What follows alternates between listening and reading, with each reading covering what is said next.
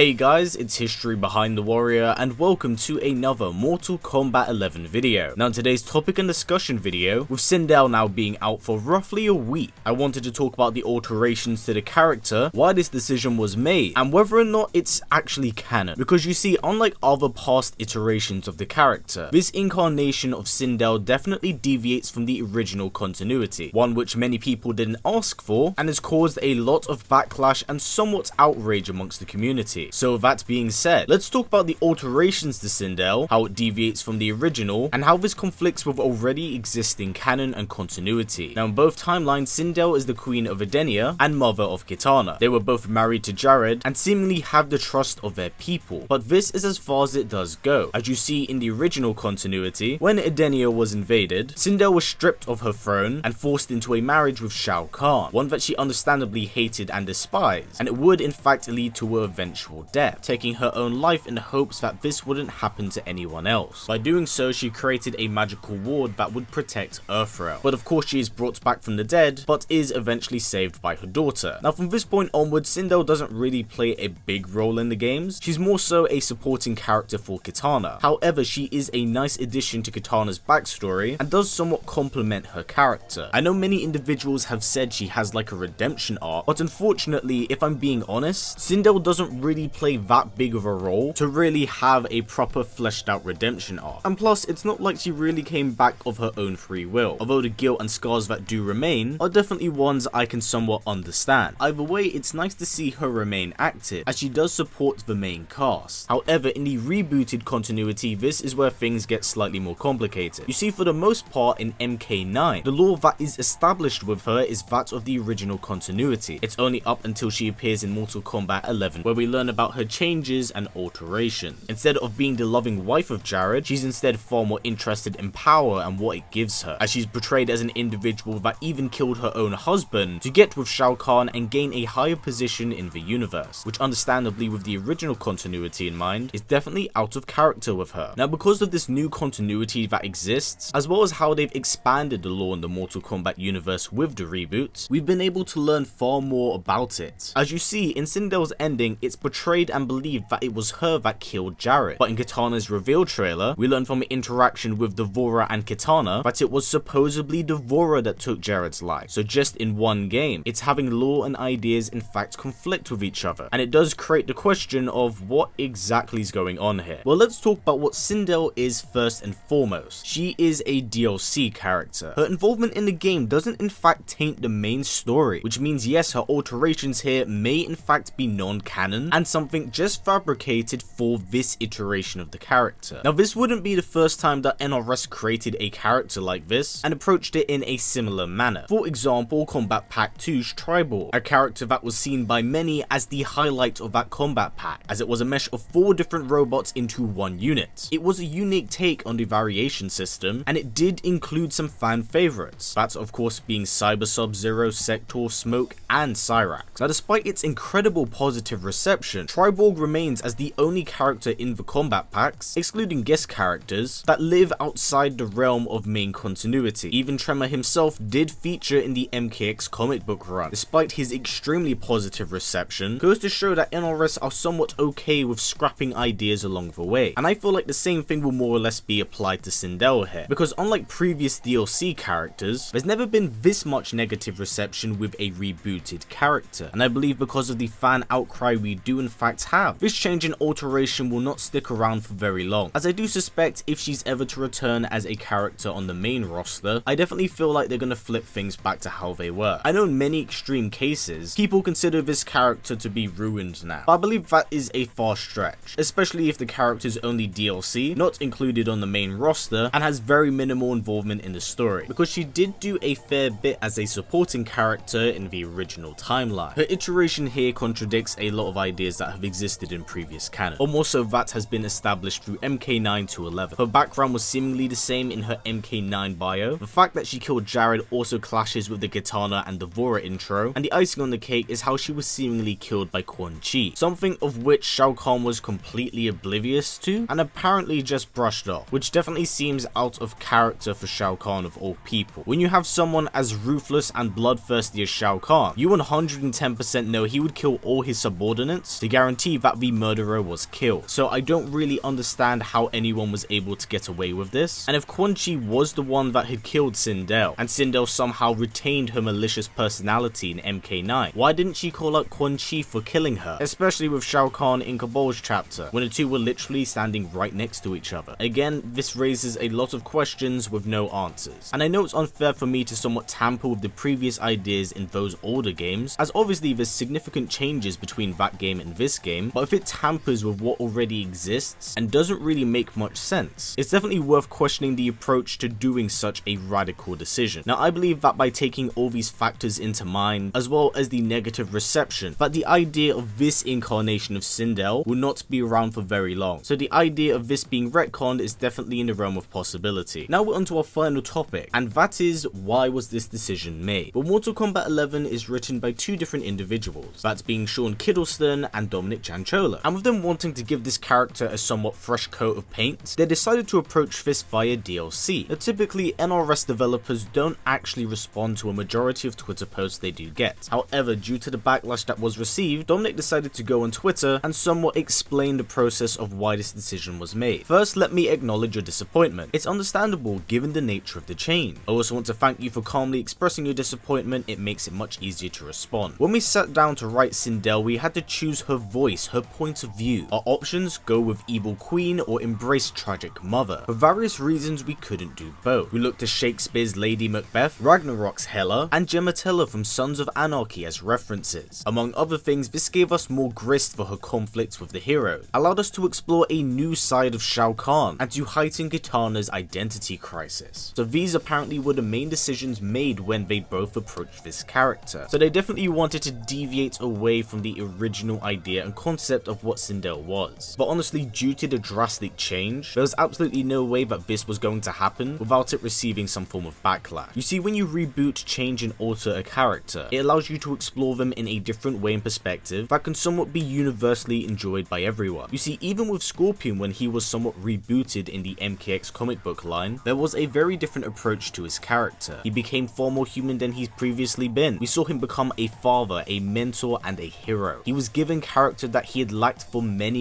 years, and that really benefited and helped flesh out the character. Now unfortunately, this doesn't really transition well for someone like Sindel, who is DLC and deviates far away from her original concept and ideas. So that's ultimately why this reboot has not been received in such a positive manner. It's not necessarily one people were asking for, which is also why it was a bit of a shock to everyone. But yeah, that's everything I did want to say about Sindel here. This will be my last time discussing the topic, as I definitely feel like I've said everything that I've needed to say about this topic. Remember, this character's DLC, so nothing is necessarily set in stone, especially with the Triborg example I did make earlier. In this case, I'm quite happy that fans have made themselves vocal to at least let NRS know that we aren't entirely too happy with the alterations we have here. However, I will say if you do have any form of criticism, please do keep it constructive, as there's no way of benefiting the character or the future of said character if you're just screaming at someone. But yes, that's everything I did want to say here about Sindel. Now, what are your personal thoughts and changes on the character? Do you like this new iteration of the character, or would you much prefer things to be dialed back to the original continuity? Please do comment down below. But yes, that's everything I did want to say here. So before this video wraps up, if possible, let's try getting it to about 500 likes. It's honestly the best way of supporting this channel, and also do not forget to tick that bell and subscribe, as it will notify you when I do upload a video. So yeah, please take care, and I'll see you all next time.